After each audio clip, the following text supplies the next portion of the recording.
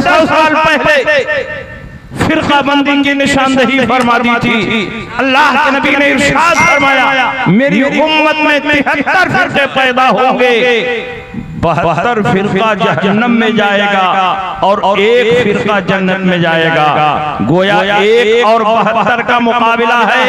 इसीलिए आज हिंदुस्तान में जब मुनाज़रा होता है, हमारे स्टेज पर सिर्फ एक फिरका नजर आता है और उनके स्टेज पर 72 फिरका उन्होंने साबित कर दिया है कि ये जहन्नम में जाने वाले हैं। अल्लाह के नबी सैयद आलम सल्लल्लाहु अलैहि वसल्लम ने सच फरमाया, 72 फिरका जहन्नम में जाएगा और एक ही फिरका जन्नत में जाएगा। वो कौन फिरका होगा?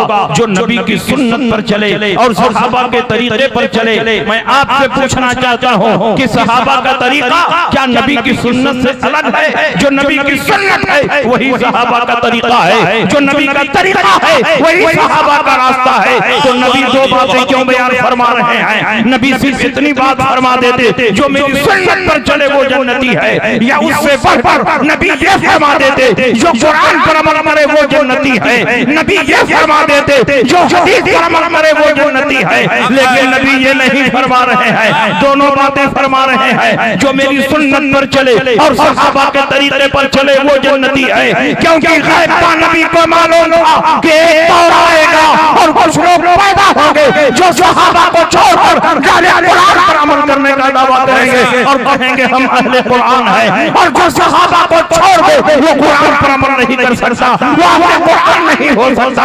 कुछ लोग पैदा होंगे जो सहाबा को छोड़कर ये दावा करेंगे कि हम हदीस पर अमल करने वाले हैं, और जब सहाबा को छोड़ दिया जाए तो हदीस रसूल पर भी अमल नहीं हो सकता।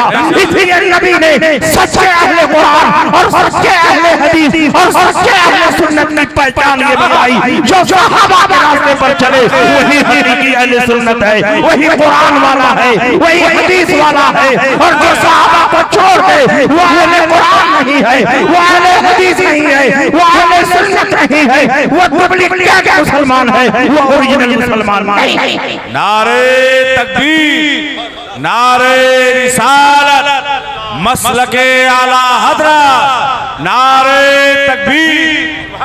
अब आप बताओ सहाबा के रास्ते पर कौन चल रहा है? सहाबा के अकीदे पर कौन चल रहा है?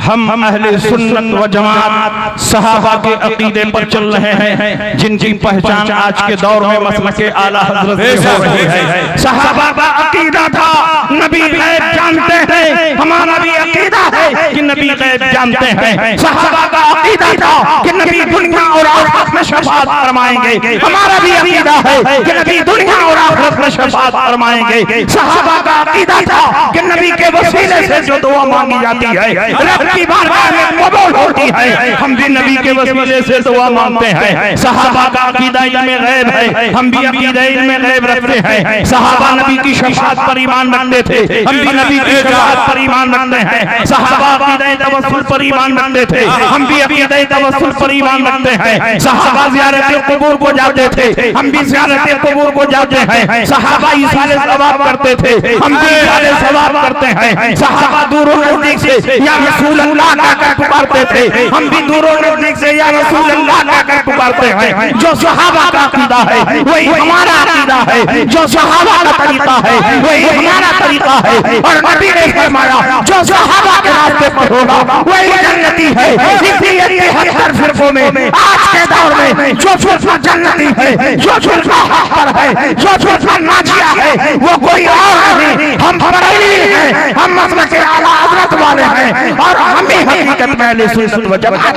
नारे तकबीर, नारे रिसालत, मसलके आला हज़रत। सुभान अल्लाह। तुम नबी के गैब के मुनकिर हो, तुम अकीदा तवस्सुल के मुनकिर हो, तुम शफाअत के मुनकिर हो, तुम इसाले सवाब के मुनकिर हो, तुम ज़ियारत कबूर के मुनकिर हो, तुम या रसूल अल्लाह कहने के मुनकिर हो, तुम सहाबा के अकीदे पर नहीं हो। तुम लाख नमाज़ें पढ़ो, रोज़े रखो, कुरान की तिलावत करो, जब जब तुम्हारा अकीदा ठीक नहीं होगा उस वक्त तक तुम मुसलमान नहीं हो। सच है, बेशक। और याद रखिए ये सिर्फ ज़बानी जमा खर्च नहीं है कि सहाबा का अकीदा था कि नबी गैब जानते हैं, वही हमारा भी अकीदा। सहाबा नबी के गैब पर ईमान रखते थे। उठाइए बुखारी शरीफ जिल्द अव्वल किताबुस सलाह बाबो मन रका दून सफ। इस मकाम पर हजरत इमाम बुखारी ने एक हदीस नकल फरमाई है, बाबो मन रका दून सफ, जो सफ में पहुंचने से पहले पहले मस्जिद के दरवाजे ही पर रुकू में चला जाए और रुकू में चलते चलते वो सफ में पहुंच जाए, उसकी वो रकात शुमार में आएगी कि नहीं आएगी। इसी मसले को वाज़ेह करने के लिए हजरत इमाम बुखारी ने ये बाब बांधा है, बाबो मन रका दून सफ, जो सफ में पहुंचने से पहले मस्जिद के दरवाजे पर नियत बांधकर रुकू में चला जाए, उसकी वो रकात शुमार में नहीं आएगी कि नहीं आएगी। हजरत अबू बकरा की हदीस नकल फरमाई है, पूरी हदीस है। अन अबी बकरा अन्नहु इंतहा इला नबी सल्लल्लाहु अलैहि वसल्लम व हुवा राकिउन क़ब्ल अन यसला इला सफ। अबू बकरा से मरवी है, मस्जिद नबवी में नमाज पढ़ने के लिए गए, मस्जिद के दरवाजे पर पहुंचे, जहां जूता चप्पल उतारा जाता है, जैसे ही मस्जिद के अंदर दाखिल होते हैं देखते हैं हुजूर अलैहि सलाम रुकू में जा चुके हैं, सहाबा रुकू में जा चुके हैं। अबू बकरा ने सोचा वहां जाकर नियत बांधूंगा, कहीं जाते जाते सरकार सर न उठा दे, मेरी एक रकात छूट ना जाए। रकात पाने की मोहब्बत में उन्होंने मस्जिद के दरवाजे पर नियत बांध लिया, वहीं अकेले रुकू में चले गए। रुकू में चलते चलते सफ में पहुंच गए। जब अल्लाह के नबी ने सलाम फेरा तो इरशाद फरमाया, ऐ अबू बकरा खड़े हो जाओ, मैं आपसे पूछना चाहता हूं, नबी का चेहरा किबले की तरफ है, पर होता है, उसका चेहरा किबले की तरफ होता है, आने वाला पीठ के पीछे से आ रहा है। नबी अकरम इरशाद फरमाते हैं, ऐ अबू बकरा खड़े हो जाओ। अबू बकरा खड़े हो गए। अल्लाह के नबी ने इरशाद फरमाया, क्या कोई सुन्नत तरीका नहीं मालूम कि सफ में पहुंचने के बाद नियत बांधना चाहिए? क्यों तुमने मस्जिद के दरवाजे पर नियत बांध दिया? क्यों वहीं रुकू में चले गए? रुकू में चलते चलते सफ में पहुंच गए। अबू बकरा ने ये नहीं कहा, या रसूल अल्लाह आपका चेहरा तो किबले की तरफ था, मैं पीठ के पीछे से आया और आपको पीठ पीछे का इल्म नहीं, तो कैसे आपने जान लिया कि अबू बकरा ने किस तरह नमाज शुरू की है, अबू बकरा ने किस तरह रुकू किया है? सहाबी रसूल ने ये नहीं पूछा इसलिए कि वो सहाबी थे, वहाबी नहीं थे। उनका ये अकीदा था कि नबी जैसे आगे देते हैं वैसे ही पीछे देते हैं। नबी की निगाहों के सामने है। अल्लाह के नबी ने इरशाद फरमाया, इन्नकुम तरौना क़िबलती हाहुना, तुम समझते हो कि मेरा चेहरा किबले की तरफ होता है, मैं तुमको पीठ के पीछे नहीं देखता हूं। इन्नी ला अराकुम वराअ ज़हरी कमा अराकुम अमामी, मैं तुमको पीठ के पीछे ऐसे ही देखता हूं जैसे आगे देखता हूं। अमाना या लिया रुकुकुम वला खुशूकुम, तुम्हारा रुकू भी मुझसे छुपा हुआ नहीं, तुम्हारा खुशू भी मुझसे छुपा हुआ नहीं। कायनात का जर्रा जर्रा मेरे निगाहों के सामने है। इन्नल्लाह रफ़अ लिया दुनिया फाना अंजुरु इलैहा व इला मा हुवा काइनुन फीहा इला यौमिल क़ियामा कान्ना अंजुरु इला तकफी हाज़िही, जो कुछ दुनिया में हो चुका है, जो कुछ क़यामत तक होने वाला है, सब कुछ समेट कर अल्लाह ने मेरे निगाहों के सामने रख दिया। मैं तमाम चीजों को ऐसे ही देखता हूँ जैसे ज़ात की हथेली को देखता हूँ। किस पैगंबर की बात हो रही है? उस पैगंबर की बात हो रही है जो कब्रिस्तान से गुजरता है, जो मुर्दों के हालात को देखता है, जो मक्के में होता है, मदीने के हालात को देखता है, मदीने में होता है, जंगे नूर का मुशाहिदा करता है, मिंबर पर होता है, क़यामत तक के अहवाल को सहाबा के सामने बयान करता है, जमीन पर होता है, अपने हौज़े कौसर को देखता है। वल्लाहि इन्नी लारा हौज़ी अल-आन मिन मक़ामी हाज़ा, यही खड़े मैं अपने हौज़े कौसर को देख रहा हूँ। जमीन पर होता है, आसमान वालों को देखता है, आसमान से गुजरता है, जमीन पर चलने वाले इंसानों के दिलों को पढ़ता है। आला हज़रत इमाम अहमद रज़ा ने उसी अक़ीदे की अक्यासी करते हुए इरशाद फरमाया, सरे अर्श पर है तेरा गुज़र, तेरे अर्श पर है तेरी नज़र, मलकूत मुल्क में कैसे क्या तुझ पे आया नहीं, खुदा खुदा का यही है दर, नहीं और कोई वफर मगर जो वहां से हो, यही आके हो जो यहाँ नहीं तो। नारे तकबीर, नारे रिसालत, मसलके आला हजरत, फैज़ाने आला हजरत, हजरत अल्लामा मुफ्ती शमशाद अहमद साहब क़िबला जिंदाबाद। नबी के गैब पर सहाबा ईमान रखते थे, हम भी नबी के गैब पर ईमान रखते थे। सहाबा नबी की शफाअत पर ईमान रखते थे। इस तफसील के साथ कि दुनिया में नबी जिसकी शफाअत कर दे उसके लिए जन्नत वाजिब हो जाए, और आखिरत में नबी जिसकी शफाअत कर दे उसके लिए जन्नत वाजिब हो जाए। तुम तो नबी के गैब के मुनकिर हो और नबी की शफाअत के मुनकिर हो। बुखारी शरीफ की ये हदीस है, अल्लाह के नबी मेराज पर तशरीफ ले गए और जब मेराज से वापस आए अल्लाह के नबी ने इरशाद फरमाया कि परवरदिगार आलम ने मेरे ऊपर शफाअत कुबरा का ताज रखा है, शफाअत कुबरा का मनसब अता फरमाया है। मैं जिनकी शफाअत कर दूं जन्नत वाजिब हो जाए। परवरदिगार आलम ने मुझे ये खुसूसियत और ये एजाज़ अता फरमाया है कि मेरी उम्मत के 70,000 अफराद बगैर हिसाब किताब के जन्नत में जाएंगे। उनका चेहरा 14वीं रात के चाँद की तरह चमक रहा होगा। वजूहुहुम कल कमर लैलतल बद्र, उनका चेहरा 14वीं रात के चाँद की तरह चमक रहा होगा। उनमें कोई पहले और कोई बाद में नहीं जाएगा। 70,000 एक साथ कदम उठाएंगे और जन्नत में दाखिल हो जाएंगे। नबी उनकी तादाद भी देख रहे हैं, नबी उनके चेहरों को भी देख रहे हैं, नबी उनकी पेशानी को भी देख रहे हैं, किस तरह जन्नत में दाखिला होगा नबी ये भी देख रहे हैं। तुम कहते हो नबी को पीठ पीछे का इल्म नहीं,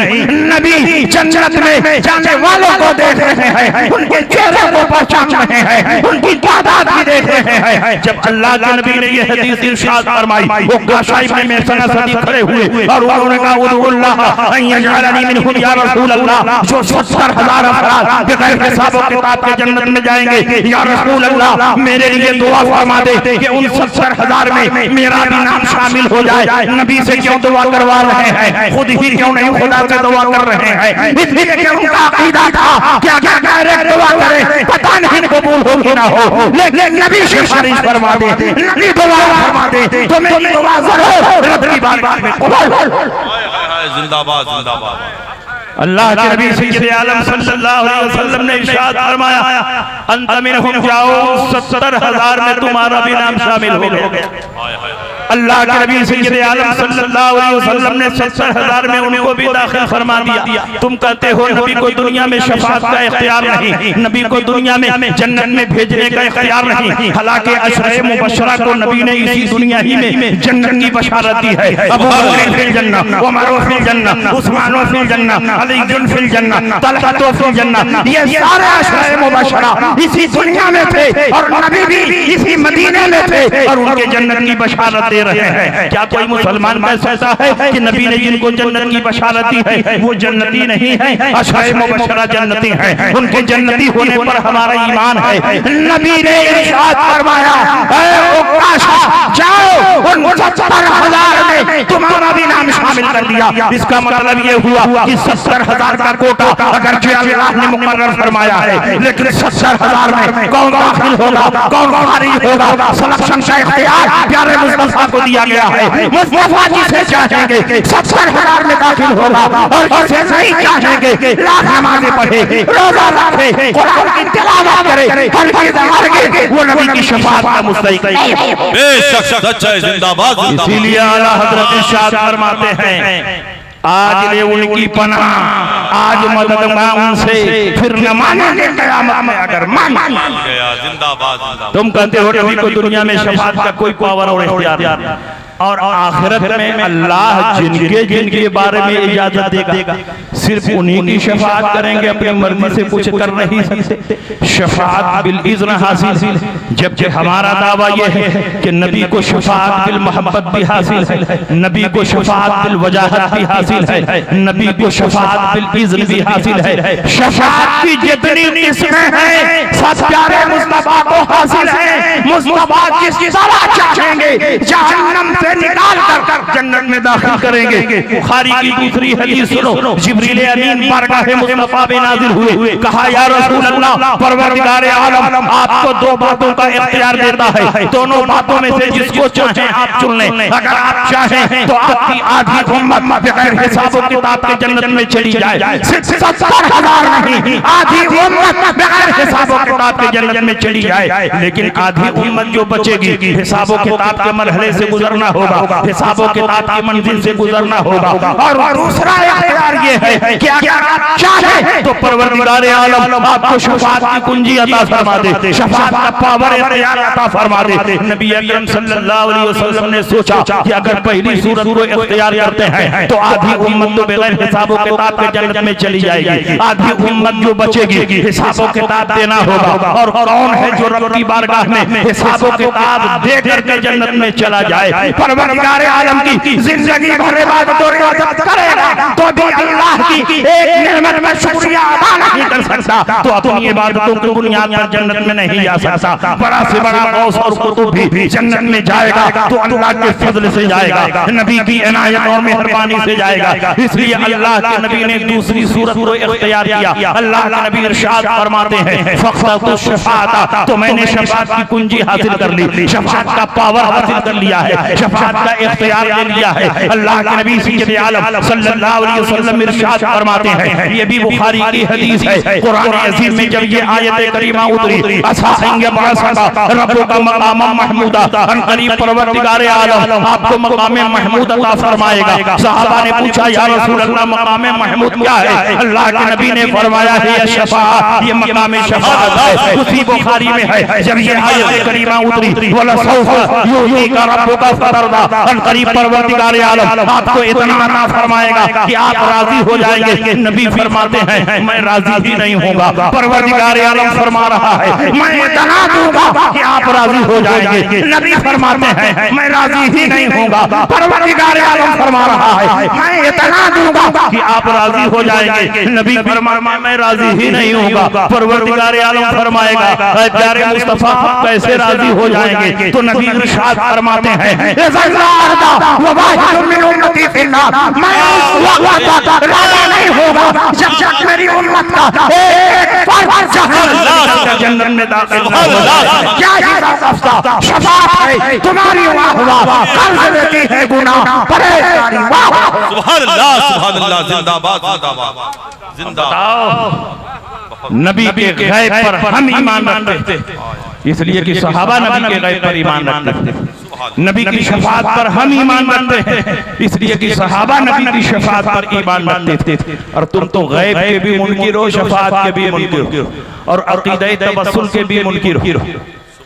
सहाबे किराम का अकीदा था कि नबी के वास्ते से, नबी के वसीले से जो दुआ कबूल, जो दुआ मांगी जाती है वो दुआ रब की बारगाह में कबूल हो जाती है। ये अकीदा तवस्सुल को शिर्क बताते हैं। उठाइए तिरमिज़ी शरीफ अबवाब दावा, इस हदीस के रावी उस्मान इब्न हुनैफ वो फरमाते हैं नबी अकरम सल्लल्लाहु अलैहि वसल्लम सहाबा के झुरमुर में बैठे हुए हैं। एक नाबीना सहाबी हाजिर हुए, उन्होंने कहा या रसूल अल्लाह मेरे लिए दुआ फरमा दें कि मेरी आंख रोशन हो जाए। अल्लाह के नबी ने फरमाया सब्र करोगे तो सवाब मिलेगा। नाबीना सहाबी ने कहा या रसूल अल्लाह जब आपका दामन पकड़ लिया है तो सवाब की क्या कमी है? मैं तो चाहता हूँ मेरी आंख रोशन हो जाए ताकि आपके जमाने जहां आरा का दीदार कर सकूं, आपके रूह अनवर को देख सकूं। नबी ने इरशाद फरमाया जाओ ताजा वजू करो, मस्जिद के कोने में खड़े हो जाओ, 2 रकात नमाज पढ़ो और नमाज पढ़ने के बाद मेरे वसीले से दुआ मांगो। अल्लाहुम्मा इन्नी असअलुका व तवज्जहु इलैका बिनबिय्यिका मुहम्मदिन नबिय्यिर रहमा इन्नी तवज्जहतु बिका इला रब्बी फी हाजती हाज़िही लितुक़ज़ा ली अल्लाहुम्मा फशशअ फिया। अल्लाह मैं तुझसे डरता हूं, तेरी तरफ मुतवज्जिह हूं उस नबी के वसीले से जिनको नबी रहमत बनाकर तूने दुनिया में मबूस फरमाया है। ऐ मेरे परवरदिगार नबी की सिफारिश को मेरे हक में कबूल फरमा ले। इस हदीस के रावी फरमाते हैं कि ये नाबीना सहाबी जब आए थे तो नाबीना थे और जैसे ही वजू बनाकर 2 रकात नमाज पढ़ते हैं और नबी के वसीले से दुआ मांगते हैं, दोनों आंखें रोशन हो जाती हैं, दोनों आंखें चमकने लगती हैं। गए थे तो नाबीना थे, नबी के वसीले से दुआ मांगी, दोनों आंखें रोशन हो गई। ये इस बात की दलील है कि नबी के वसीले से दुआ मांगना ये शिर्क और बिदअत नहीं बल्कि नबी पर मजबूत ईमान रखने का एक हिस्सा है। इसीलिए आला हजरत इमाम अहमद रज़ा फरमाते हैं ला बिलाश जिससे जो मिला उनसे मिला बकरी है कौनैन में निर्मल रसूलुल्लाह। जिंदाबाद जिंदाबाद सुभान अल्लाह जिंदाबाद सुभान अल्लाह। इसलिए मेरे भाइयों आप ऐसे अकीदा वालों के साथ न रहो जो गैब के मुनकिर हैं, शफाअत के मुनकिर हैं, तवस्सुल के मुनकिर हैं, ज़ियारत कुबूर के मुनकिर हैं, ईसाले सवाब के मुनकिर हैं। बल्कि हम अहले सुन्नत व जमात, हमारा अकीदा, हमारा तरीका सहाबा के अकीदे और तरीके के मुताबिक है। और जो सहाबा के अकीदे पर होगा वही जन्नती है, जो सहाबा के तरीके पर होगा वही जन्नती है। लेकिन आज सुलह कुल्लियत की वबा हमारे मुआशरे में, हमारे समाज में इतनी तेजी के साथ बढ़ रही है कि कुछ लोग हर कलमा गो को मुसलमान समझते हैं, किसी कलमा गो को काफिर न कहो। मैं आपसे पूछना चाहता हूँ कि अगर हर कलमा गो मुसलमान होता तो रसूल पाक ने जिन मुनाफिकीन को अपनी मस्जिद से निकालकर बाहर किया था, क्या वो कलमा पढ़ते थे कि नहीं पढ़ते थे?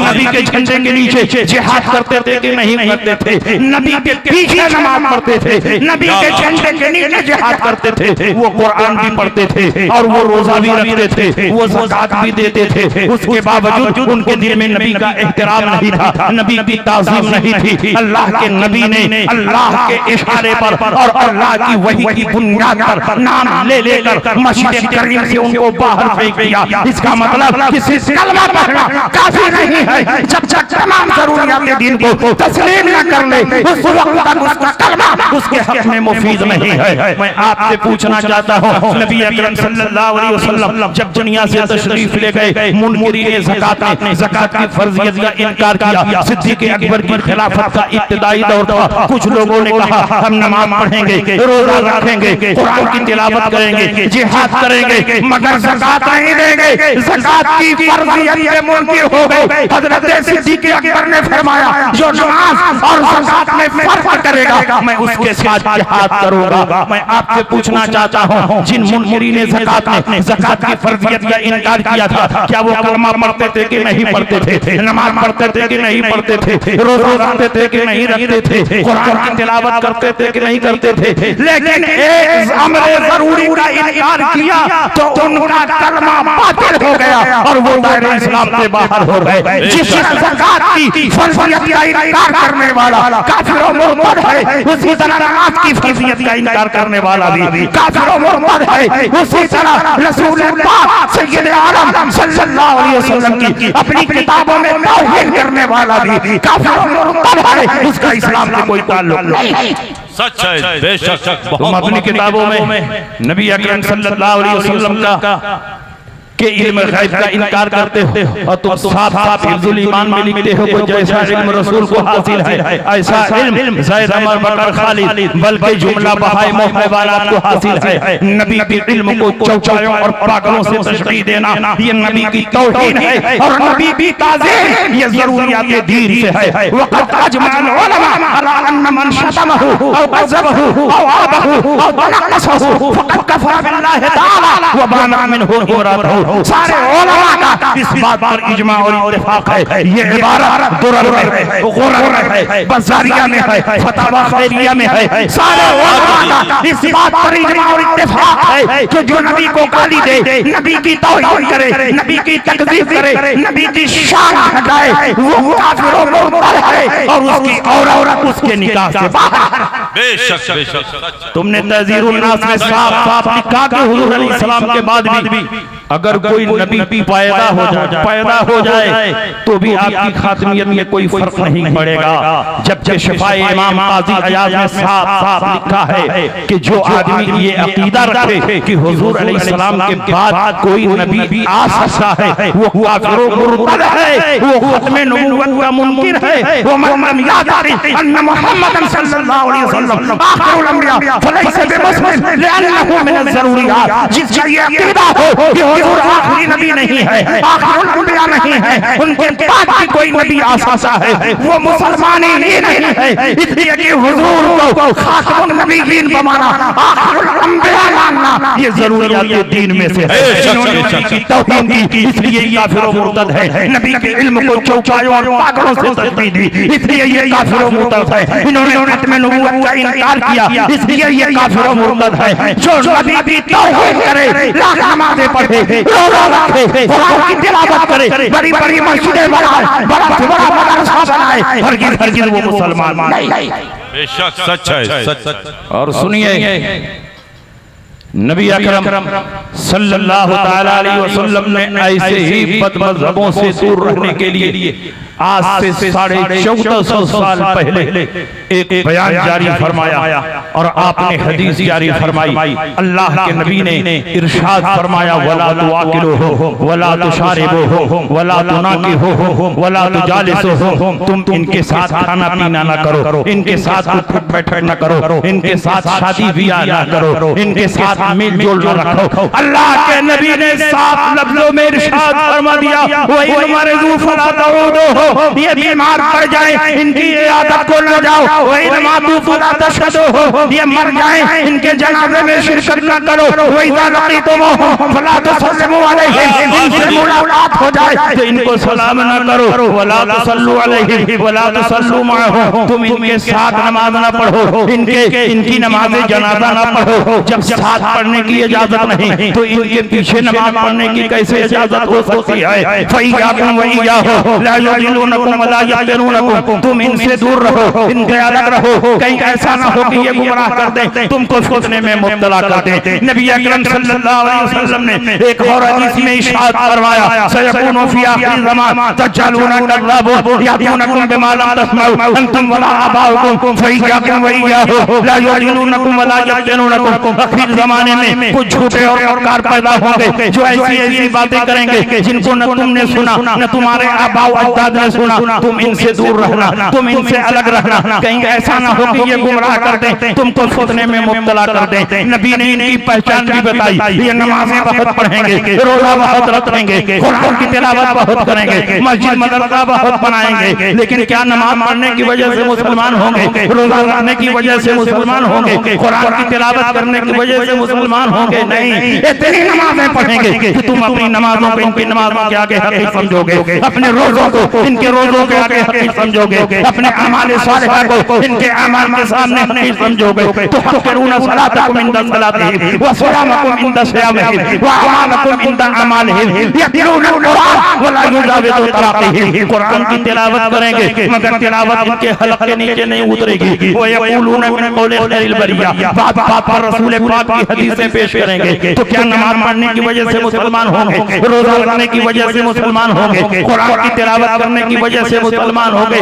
नहीं, यमरुकूना मिनद्दीन कमा यमरुकुस सहमु मिनर रमिया, ये दीन से ऐसे ही बाहर होंगे जैसे तीर कमान से बाहर हो जाता है। सीमाहुम तहलील व मुशम्मिरिल उज़र, इनकी पहचान ये होगी कि ये सर खूब छिलवाएंगे और पाजामा बहुत ऊंचा पहनेंगे। नबी किनकी पहचान बता रहे हैं, नबी किनकी अलामतें बता रहे हैं, और नबी क्यों अलामतें बता रहे हैं? इसीलिए बता रहे हैं कि तुम इनसे दूर रहो, इनसे अलग रहो, इनके फितने में मुब्तला न हो जाओ। मगर अफसोस का मकाम है कि आज के दौर में बहुत सारे इमाम वहाबियों का निकाह पढ़ाते हुए नजर आ रहे हैं, बहुत से मौलवी वहाबियों के जनाजे में शिरकत करते हुए नजर आ रहे हैं, बहुत से आलिम कहे जाने वाले वहाबियों के साथ खाते पीते नजर आ रहे हैं। ऐसे लोग उलमाए दीन नहीं, उलमाए शयातीन हैं जो वहाबियों के साथ मेल जोल रखे, वो आलिम दीन नहीं हो सकता। जो वहाबियों का निकाह है वो आलिम दीन नहीं हो सकता। जो वहाबियों के साथ राबता रखे वो आलिम दीन नहीं हो सकता। आलिम दीन वो है जो दीन पर अमल करे। ऐसे लोग जो चेहरा देखकर मसला बदल देते, ऐसे लोग जो चंदे के लिए अपना मसलक बदल देते, ऐसे लोग जो पैसे वालों का निकाह पढ़ा देते और इस बात की भी तहकीक न करें कि ये वहाबी है ये देवबंदी है। मैं आपसे साफ लफ्जों में पूछना चाहता हूँ और साफ लफ्जों में बताना चाहता हूँ, एक सुन्नी सयूरी अकीदा का निकाह किसी भी वहाबी देवबंदी से हरगिज़ नहीं हो सकता। अगर सारी दुनिया के मौलवी जमा होकर किसी देवबंदी का निकाह किसी सुन्नी से करना चाहे तो वो निकाह बातिल है, बातिल है, बातिल है, हरगिज़ वो निकाह सही नहीं। बेशक नारे तकबीर, नारे रिसालत, मसलके आला हजरत हजरत अल्लामा मुफ्ती शमशाद अहमद साहब किबला। और जो वहाबियों के अकायदे बातिला कुफरिया पर यकीनी इत्तला रखते हुए उनको मुसलमान जानते हुए उनका निकाह पढ़ा दे, वो दायरे इस्लाम से बाहर है, वो अपने ईमान की खैर बनाए और अगर किसी समाजी मजबूरी की वजह से निकाह पढ़ा रहा है और ये जान रहा है कि वहाबी देवबंदी है, तो कम से कम वो गुमराह है और फांसी के मौलिक है। ऐसे आदमी के पीछे हरगिज़ नमाज जायज़ नहीं जब तक ऐलान तौबा व इस्तिग़फ़ार न कर ले और अपने गुनाहों का ऐलान न कर दे और इस निकाह के बातिल होने का ऐलान न कर दे और जो निकाहनामा लिया है उसको वापस न कर दे, उसके पीछे नमाज पढ़ना जायज़ नहीं। बेशक सच है, सच है। हुज़ूर हाफ़िज़ मिल्लत अलैहि रहमतु व रिज़वान जिन्होंने अल जामिअतुल अशरफिया की बुनियाद रखी और आज अशरफिया के फारिदीन पूरी दुनिया में दीन सुन्नियत की शानदार खिदमत में अंजाम दे रहे हैं। हुज़ूर हाफ़िज़ मिल्लत अलैहि रहमतु व रिज़वान अपनी क़यामगाह पर थे, आपके एक मुरीद के घर शादी थी, उसने हुज़ूर हाफ़िज़ मिल्लत को निकाह पढ़ाने की दावत दी। हुज़ूर हाफ़िज़ मिल्लत ने ये सोच कर के मेरा मुरीद है, भला ये कैसे गड़बड़ कर सकता है। हुज़ूर हाफ़िज़ मिल्लत उसकी दावत पर आ गए और आपने निकाह पढ़ा दिया।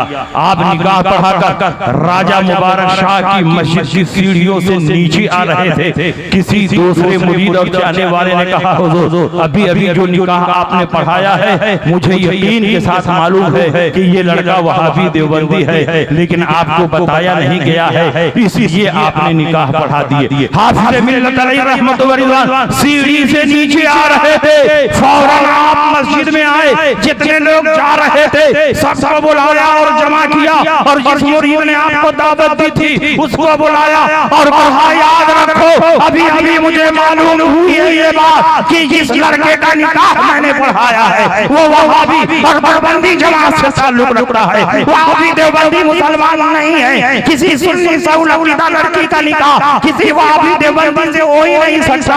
अगर अब्दुल अजीज पढ़ाए, इसीलिए इस मस्जिद से मैं ऐलान करता हूं कि ये निकाह बातिल है, बातिल है, बातिल है। इसलिए ये निकाह हरगिज़ मुनाक़िद नहीं। तो आप बताओ, हुज़ूर हाफ़िज़ मिल्लत अलैहि रहमतु व रिज़वान उस निकाह के बातिल होने का ऐलान कर रहे हैं। इसलिए हम उलमा की जिम्मेदारी ज्यादा कि जब निकाह पढ़ाने के लिए जाए तो पहले खुद चेक कर ले, तहकीक कर ले। और कुछ लोग हीला पेश करते हैं कि लड़की से कलमा पढ़ा दिया। अरे आदतन कलमा पढ़ा लेने से कुफ्र नहीं उठेगा जब तक उस अकीदे बातिला से वो तौबा न करे। मजमुल अनहुर की रिवायत है, साहिब मजमुल अनहुर इरशाद फरमाते हैं, वलौ अता बिकलिमति शहादति अला वजहिल आदत ला यरतफिउ बिहिल कुफ्र। अगर आदत के तरीके पर कलमा तय्यबा पढ़ रहा है तो उससे कुफ्र नहीं उठेगा।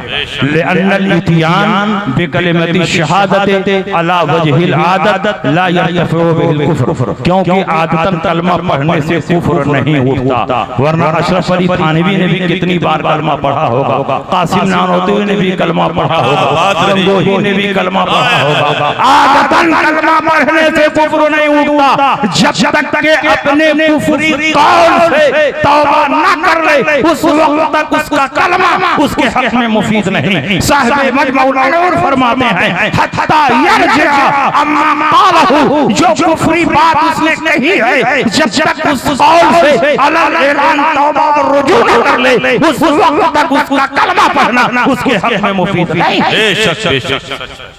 और निकाह करने के लिए तो कोई भी लड़की कलमा पढ़, हाँ कलमा पढ़ा लीजिए, कोई बात नहीं, ताकि निकाह हो जाए।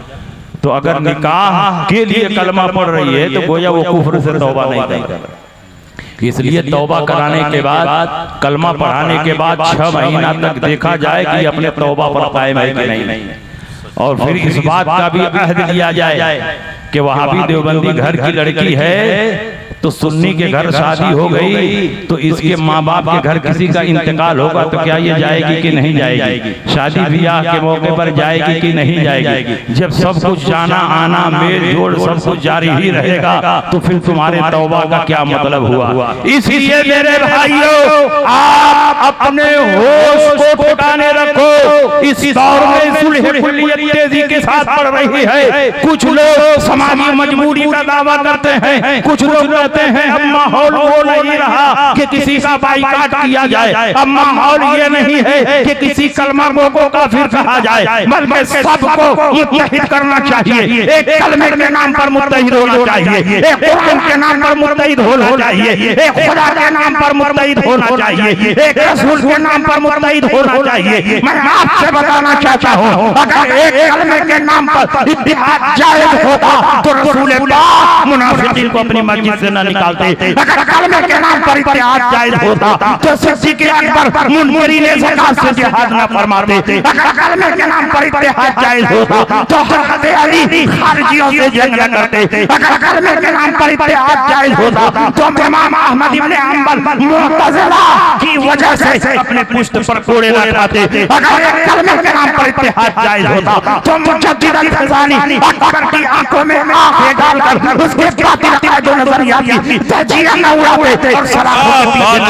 जाते। अगर एक कलमे के नाम पर इत्तेहाद जायज होता तो अल्लामा फ़ज़ल खैराबादी इस्माइल देहलवी के कुफ्र और इर्तिदाद का फतवा न देते। इसलिए इत्तेहाद होगा तो कलमे के नाम पर नहीं बल्कि अक़ीदा अहले सुन्नत के नाम पर। जो अहले सुन्नत के मुताबिक कर लो तो हम तुमसे इत्तेहाद करने के लिए तैयार हैं। और जब तक तुम अक़ीदा अहले सुन्नत को तस्लीम नहीं करोगे, जब गुस्ताखी वाली किताबें तुम्हारे यहाँ छपती रहेंगी, जब कुफ्री इबारतें तुम्हारे यहाँ छपती रहेंगी, मार्केट में ये किताबें बिकती रहेंगी, उस वक्त तक हमारा तुम्हारे साथ कोई इत्तेहाद नहीं होगा। हम इत्तेहाद के मुखालिफ नहीं है, हम भी इत्तेहाद चाहते हैं, लेकिन रसूलुल्लाह की गुस्ताखी की बुनियाद पर इत्तेहाद नहीं हो सकता है। अगर तुम्हें इत्तेहाद करना है तो इन तमाम कुफ्री किताबों को चौराहे पर रखकर आग लगा दो और इन मौलवियों ने ये कुफ्री इबारतें लिखी है उनके काफिर और मुर्तद होने का ऐलान करो और तुम अपने अक़ीदे बातिला से तौबा कर लो। सबसे पहले हम तुमको गले लगा देते। बेशक सुभान अल्लाह। लेकिन ऐसा नहीं होगा कि नबी की शान में गुस्ताखी भी करते रहो और हमारे दस्तरखान पर खाते पीते भी रहो। ऐसा नहीं होगा कि नबी की तौहीन भी करो और हमारी बेटियों से रिश्ता भी कायम करो। हम रसूल पाक के गद्दार को किसी कीमत पर माफ नहीं कर सकते। हम अपने बाप के कातिल को माफ कर सकते हैं, लेकिन रसूल पाक के गद्दार को माफ नहीं कर सकते। अगर इत्तेहाद चाहिए तो अपने अक़ीदे बातिला से तौबा करो, हम तुमसे इत्तेहाद करने के लिए तैयार। और आज जब बाइकाट की तहरीक चलाई जाती, लोग कहते हैं मुतशद्दिद हैं, फसादी हैं, बिगड़ालू हैं, ये लोग जमात में इंतशार और इख्तिलाफ पैदा करना चाहते हैं। मैं आपके सामने एक अकीदा बयान करना चाहता और एक अमल भी बयान करना चाहता। हजरत उमर इब्न खत्ताब रज़ियल्लाहु ताला अन्हु को कौन नहीं जानता। उनकी राय के मुताबिक कुरान अज़ीम में 36 जगहों पर आयत करीमा का नुज़ूल हो गया। उनकी इस बात राय मुसल्लम है। परवरदिगार आलम ने कुरान अज़ीम में तकरीबन 26 जगहों पर हजरत उमर की राय को पसंद फरमाया और उसी के मुताबिक कुरान का नुज़ूल हो गया। हजरत उमर इब्न खत्ताब मस्जिद नबवी शरीफ से नमाज पढ़ाकर काशाने अक़दस पर जा रहे थे। रास्ते में एक गरीब मुसाफिर मिला। उसने कहा, हुजूर मैं भूखा हूँ, प्यासा हूँ, कई दिन से मैंने खाना नहीं खाया है, मुझको खाना खिला दीजिए। इंसानियत की बुनियाद पर, हमदर्दी की बुनियाद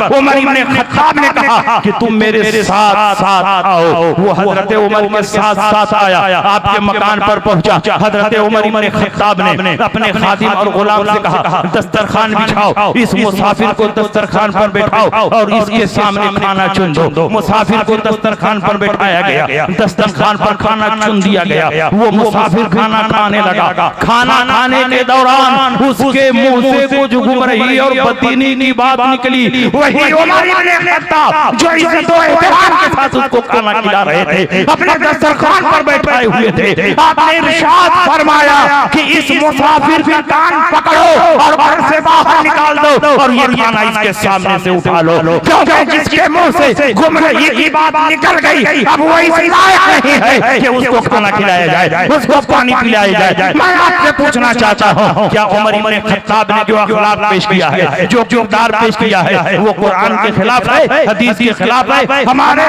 ने यही अखलाक हमें दिया है, यही तालीम हमें दी है। जो रसूल की बारगाह में गुस्ताखी करे, चाहे वो अपना कितना ही करीबी क्यों न हो, उसको ऐसे ही अपने दरमियान से बाहर कर दो जैसे मक्खी को धूप से निकाल कर बाहर कर दो। कुरान अजीम में अल्लाह ने फरमाया, ला तजिदु कौमन युमिनूना बिल्लाहि वल यौमिल आखिर युवादूना मन हादल्लाह व रसूलहु वलौ कानू आबाअहुम औ अबनाअहुम औ इख्वानहुम औ अशीरतहुम उलाइका कतबा फी कुलूबिहिमुल ईमान व अय्यदहुम बिरूहिम मिन्हु। ऐ नबी, आप नहीं पाएंगे ऐसे लोगों को जो अल्लाह पर और यौम आखिरत पर ईमान रखते हैं, वो अल्लाह और रसूल के दुश्मनों से दोस्ती करें। ऐसा नहीं हो सकता। वो दुश्मन अपना बाप क्यों न हो, अपना बेटा क्यों न हो, अपना भाई क्यों न हो, अपने कुंबे और कबीले का क्यों न हो, जो लोग अल्लाह और रसूल के दुश्मनों से दोस्ती नहीं करते, ये वो सच्चे और पक्के मुसलमान हैं कि अल्लाह ने उनके दिल में ईमान को जमा दिया है और रूहुल कुद्स के जरिए उनकी ताईद और हिमायत फरमाई। जो कुरान की तालीम है वही आला हजरत की तालीम, जो रसूल पाक का पैगाम है वही आला हजरत इमाम अहमद रजा का पैगाम।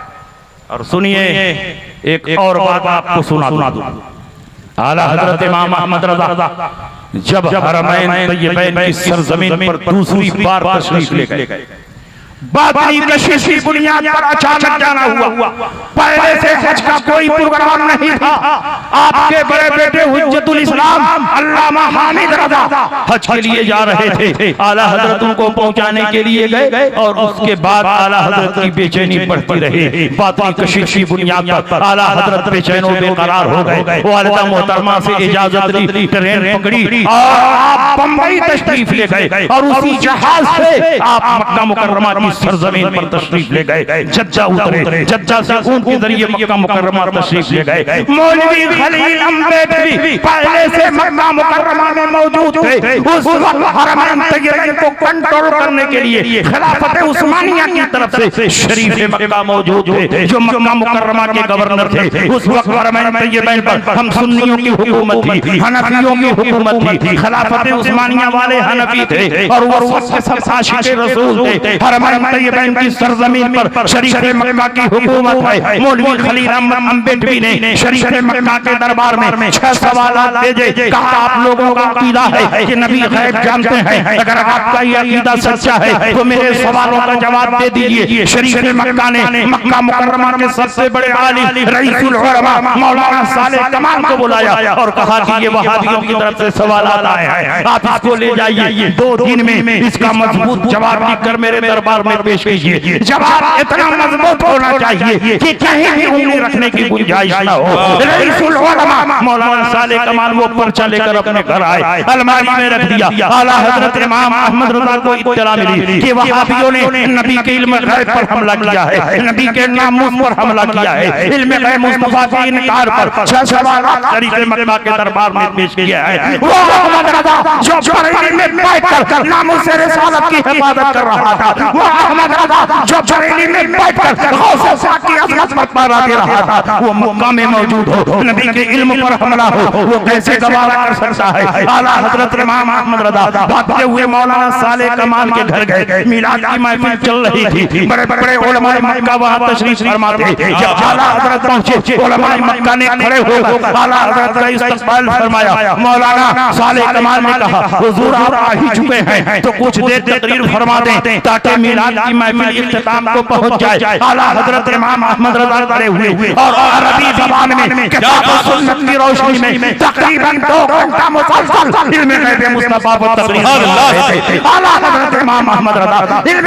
गैब मुस्तफा पर दलाइल पेश कर रहे हैं और उलमाए मक्का झूम रहे हैं। उलमाए मक्का के चेहरों पर खुशी के आसार नुमाया है। जब तकरीर खत्म हुई, मौलाना सालेह कमाल ने अलमारी खोली, पर्चा निकाला, कहा, हुजूर हमको इल्म गैब पर जवाब लिखना था। शरीफ मक्का ने ये सवालात भेजे थे, इसलिए आपने जो तकरीर फरमाई है उसी को तहरीरन जमा कर दीजिए, किताब तैयार हो जाएगी। आला हजरत इमाम अहमद रज़ा ने फरमाया कि इल्म गैब मुस्तफा पर जब अहमद रज़ा का कलम चलेगा तो पूरी तहकीक के साथ लिखा जाएगा। उन्होंने कहा हुजूर इतना टाइम नहीं, 2 ही दिन में शरीफ मक्का के दरबार में किताब पेश करनी है। आपने जो तकरीर फरमाई है उसमें सारे दलाइल आ चुके हैं, सारी बातें आ चुकी हैं, आप उसको सिर्फ तहरीरन जमा कर दीजिए। आला हजरत इमाम अहमद रज़ा ने फरमाया 2 दिन बहुत है, मैं चंद घंटों में इल्म गैब मुस्तफा पर एक ऐसी शाहकार किताब लिख दूंगा कि सूरह क़यामत तक वहां भी उसका जवाब नहीं दे पाएंगे। आला हजरत इमाम अहमद रज़ा वो पोछा लेकर अपने घर आए। आला हजरत कोई मामूली मौलवी नहीं थे, अपने दौर के मरजाए उलमा थे, मरजाए फतवा थे, मरजाए तकवा थे। आला हजरत इमाम अहमद रज़ा जिस महफिल में बैठते थे उलमा तारों की तरह आला हजरत को घेर लेते थे। कोई हदीस की इजाजत, कोई फिक्र की इजाजत, कोई मसाइल पूछ रहा है, कोई दुआ तावीज़ के लिए हाजिर है। कब आला हजरत को फुर्सत मिले कि आला हजरत किताब लिखें, उसी में आला हजरत को बुखार आ गया, बुखार में आला हजरत चूर हैं, लेकिन रसूलुल्लाह के फजल पर, अल्लाह की इनायत पर भरोसा करके आला हजरत इमाम अहमद रज़ा ने किताब लिखना शुरू किया। मजमूई तौर पर 8.5 घंटे में अरबी ज़बान में किताब और सुन्नत की रोशनी में अत-तौलाउल मक्किया बिल मादतिल ग़ैबिय्या के नाम से आला हजरत इमाम अहमद रज़ा ने ऐसी अज़ीम व शान किताब लिखी कि जब शरीफ मक्का के दरबार में ये किताब पढ़ी जा रही थी, तमाम वहाबी मौलवी वहां जमा थे। आला हजरत इमाम अहमद रज़ा ने वो दलाइल जमा फरमा दिए कि वहाबियों के चेहरों पर ओस पड़ गई। अभी आधी किताब पढ़ी गई और शरीफ मक्का ने हम सुन्नियों और बरेलवियों को डिग्री देते हुए इरशाद फरमाया, अल्लाह युती व हाउला यमनऊ, अल्लाह अपने हबीब को गैब का इल्म अता फरमाता है और ये वहाबी इसका इनकार करते हैं। बेशक सच है। ये आला हजरत इमाम अहमद रज़ा की शान। आला हजरत इमाम अहमद रज़ा जब अद-दौलतुल मक्किया लेकर बंबई तशरीफ लाए, पानी के जहाज से गए थे, पानी के जहाज से वापस आए और कुरला कसाई वाड़ा में आला हजरत का क़याम। किसी ने पूछा हुजूर बगैर किसी किताब को देखे हुए सिर्फ अपने ज़हन पर एतमाद करके इतनी मोटी किताब अरबी ज़बान में किताब और सुन्नत की रोशनी में आपने कैसे तहरीर फरमा दी? अगर आज का मौलवी होता तो गुब्बारे की तरफ फट जाता। ये मेरे इल्म का कमाल है, ये मेरी ज़हानत का कमाल है। लेकिन आला हजरत इमाम अहमद रज़ा गौसे पाक के सच्चे आशिक थे, अपने हर कमाल को गौसे पाक का कमाल समझते थे। आला हजरत इमाम अहमद रज़ा ने फरमाया इसमें मेरा कुछ नहीं, ये तो गौसे पाक का कमाल है। जब मैं ये किताब लिख रहा था ऐसा महसूस हो रहा था कि गौसे पाक की रूहानियत मेरे पुष्प पर सवार है। क्या जिसके हिमायत का हो पंजा तेरा, शेर को खतरे में लाता नहीं कुत्ता तेरा। गौसे पाक की रूहानियत मेरी रहनुमाई फरमा रही है। अहमद रज़ा इस दलील को भी लिखो, अहमद रज़ा इस आयत को भी लिखो, अहमद रज़ा इस हदीस को भी लिखो। गौसे पाक फरमाते जा रहे हैं और अहमद रज़ा का कलम चलता जा रहा है। अत-तौलाउल मक्किया सिर्फ अहमद रज़ा की किताब नहीं, गौसे पाक की ज़िंदा करामत है। जिस तरह नबियों के मुअजिज़ात का मुकाबला नहीं हो सकता, उसी तरह वलियों की करामतों का भी मुकाबला नहीं हो सकता। इसीलिए कल भी ये किताब लाजवाब थी, आज भी ये किताब लाजवाब है और सुबह क़यामत तक लाजवाब है। इसलिए आप पूरी मजबूती के साथ मसलक आला हज़रत पर कायम रहे। मसलक आला हज़रत कोई नया मसलक नहीं, मसलक आला हज़रत कोई पांचवा मसलक नहीं, बल्कि सहाबा के मसलक का नाम मसलक आला हज़रत, ताबईन के मसलक का नाम मसलक आला हज़रत है, गौस व ख्वाजा के मसलक का नाम मसलक आला हज़रत है, सहाबा व ताबईन के मसलक का नाम मसलक आला हज़रत है। मसलक आला हज़रत कोई नया मसलक नहीं, अहले सुन्नत की पहचान का नाम मसलक आला हज़रत है। मसलक आला हज़रत हमसे डिमांड कर रहा है, हमसे मुतालबा कर रहा है, दीन के दुश्मनों को पहचानो और उनसे दूरी इख्तियार करो और दीन के दोस्तों को पहचानो, उनकी सोहबत में बैठो। जो अल्लाह वालों से मोहब्बत करने वाले हैं, नबी के आशिक हैं, उनकी सोहबत इख्तियार करो। जो अल्लाह रसूल की बारगाह के गुस्ताख हैं, उनसे दूरी इख्तियार करो। उनसे किसी किस्म का ताल्लुक और मेल जोल तुम्हारे लिए जायज़ नहीं। ये आला हज़रत इमाम अहमद रज़ा का पैगाम नहीं, ये अल्लाह का पैगाम है, ये रसूलुल्लाह का पैगाम है, ये सहाबा का पैगाम है, ये ताबईन का पैगाम है, ये औलिया कामिलीन का पैगाम है। और दौरे अखीर के सबसे बड़े इमाम, सबसे बड़े मुजाहिद आला हज़रत इमाम अहमद रज़ा का पैगाम है। दुश्मने अहमद पे शिद्दत कीजिए, मुल्हिदों की क्या मुरव्वत कीजिए, गाज में जल जाए बेदीनों के दिन, या रसूल अल्लाह की कसरत कीजिए, कीजिए चर्चा उन्हीं का सुबह शाम, जाने काफिर पर क़यामत कीजिए, मिस्र सारी ज़लज़ले होने में ज़िक्र आयात विलादत कीजिए, और शीश डाले जिसमें ताज़ीम हबीब उस पूरे मज़हब से लानत। बताइए इनसे दूर रहेंगे कि नहीं रहेंगे? कितने लोग दूर रहेंगे? सब लोग इंशाअल्लाह हाथ उठाकर बताइए। इनकी शादी, इनके खाने पीने, इनके जनाजे में आप लोग हरगिज़ नहीं जाएंगे। कितने लोग वादा करते हैं? हाथ उठाइए। इनके निकाह में नहीं जाएंगे, न कोई मौलवी इनका निकाह पढ़ाएगा, न इनकी मस्जिदों में जाकर नमाज पढ़ेगा, न इनके पीछे नमाज पढ़ेगा। यही अल्लाह का पैगाम है, यही रसूलुल्लाह का पैगाम है, यही सहाबा का पैगाम है, यही बुजुर्गों का पैगाम है, और यही आला हजरत का भी पैगाम है। लहज में इश्क रुखे शहदाग लेके चले, अंधेरी रात सुनी थी चिराग लेके चले, तेरे गुलामों का नक्शे कदम है राह खुदा, वो क्या बहक सके जो ये सुराग लेके चले। वाखिर दावाना अनिल हम्दुलिल्लाहि रब्बिल आलमीन व मा अलैना।